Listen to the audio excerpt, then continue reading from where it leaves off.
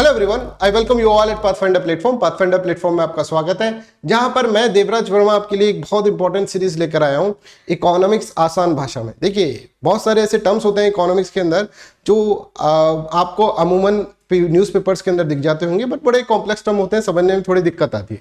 उनको आसान भाषा के अंदर मैं इसके अंदर समझाऊंगा, इस सीरीज में समझाऊंगा।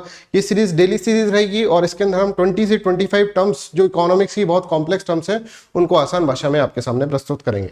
आज का टर्म है ट्रांसफर प्राइसिंग। हम समझेंगे ट्रांसफर प्राइसिंग क्या होता है और हम ये भी समझेंगे ट्रांसफर प्राइसिंग से किस तरह से बड़ी बड़ी एमएनसीज, बड़ी बड़ी कंपनीज करोड़ों रुपए का टैक्स बचा लेती है, ये हम इसके अंदर समझेंगे। राइट, तो पहले ट्रांसफर प्राइसिंग समझने से पहले मैं थोड़ा टैक्सेशन के बारे में आपको बता दूं, जिससे कि टॉपिक आपके लिए थोड़ा सा आसान हो जाए।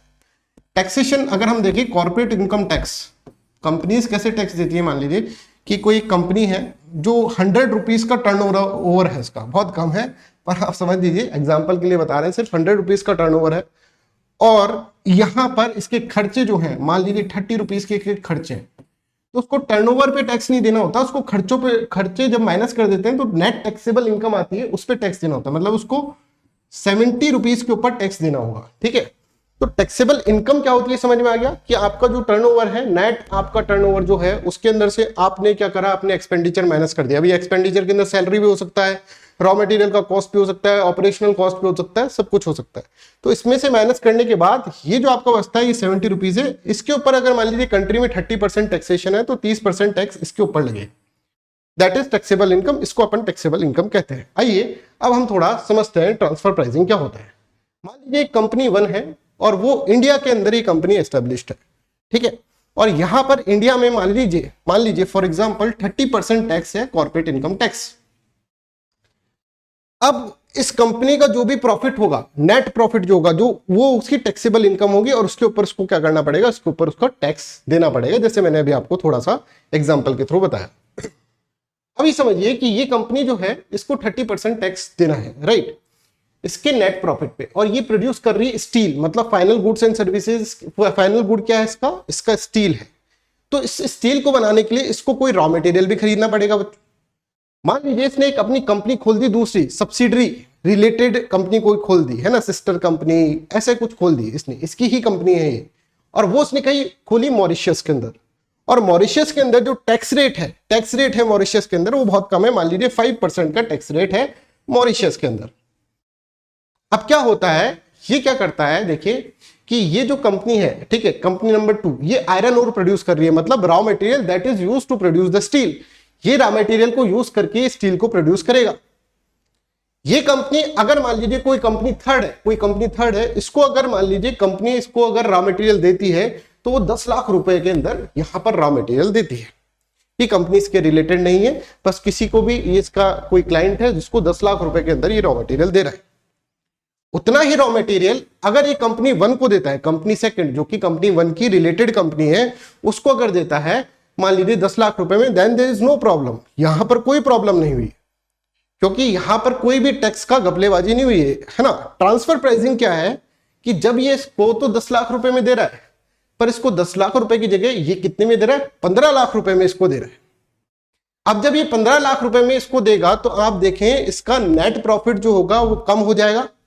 पहले मान लीजिए इसका नेट प्रॉफिट हो रहा था, मान लो 10 लाख, इसका नेट प्रॉफिट जो हो रहा था वो 10 लाख रुपए हो रहा था, ठीक है, पर अब इसका 5 लाख, जब ये 10 लाख रुपए इसको दे रहा था तो उसका नेट प्रॉफिट 10 लाख रुपए हो रहा था, ऐसा अपन मानकर चलते हैं। मतलब ये टैक्स जो दे रहा था वो 10 लाख के ऊपर टैक्स दे रहा था।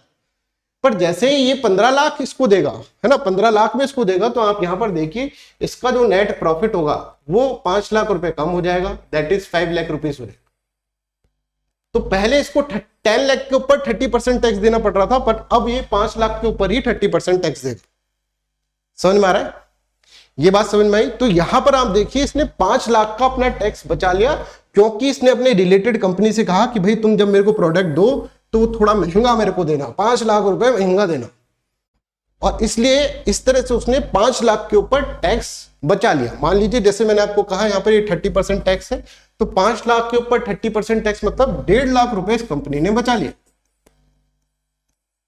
समझ में आ रहा है। अब आप कहेंगे सर इस कंपनी ने तो बचा लिया, चलो 1.5 लाख, ये जो कंपनी सेकंड है वो भी इसकी कंपनी है, और जब इसने इसको 15 लाख में करा तो 5 लाख का प्रॉफिट इसको हुआ ना, 5 लाख का प्रॉफिट, और इसको 5 लाख का प्रॉफिट हुआ तो ये भी तो टैक्स देगा, मॉरिशस में देगा, पर यहां पर देखिए बच्चों टैक्स रेट जो है बहुत कम है ना, तो यहां पे इसको जो टैक्स देना पड़ेगा वो बहुत ही कम देना पड़ेगा। अगर आप देखिए सिर्फ 25,000 रुपए इसको टैक्स देना पड़ेगा। वहीं ये टैक्स अगर मान लीजिए कंपनी 1 भारत में देती तो उसको 1.5 लाख रुपए टैक्स देना पड़ता।